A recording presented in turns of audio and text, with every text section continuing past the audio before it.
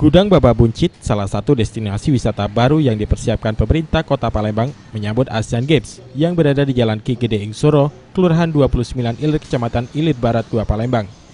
Berdasarkan pantauan di lokasi, Gudang Baba Buncit ini sudah banyak terlihat mural yang menghiasi tembok-tembok yang berada di kawasan tersebut.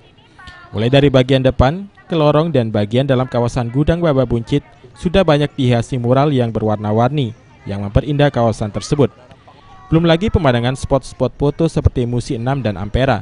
Di sana juga banyak terlihat anak-anak yang sedang bermain sambil diawasi orang tuanya. Ketua Komunitas Harda Iwan mengatakan ia bersama warga gotong royong membantu pemerintah untuk menjamu dan membuat destinasi wisata baru seperti Gudang Baba Buncit untuk menyambut Asian Games. Seluruhnya ini bergotong royong membantu pemerintah dalam mewujudkan untuk menjamu.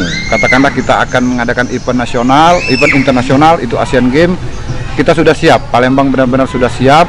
Ke depan insya Allah ini akan ditambah tempat makan yang kita kan belum ada pantai. Nah, boleh dikatakan Gudang Buncit ini nanti view-nya ke sungai untuk mendapatkan spot jembatan Ampera sebelah kiri, sebelah kanan jembatan Musi 6 yang terbaru.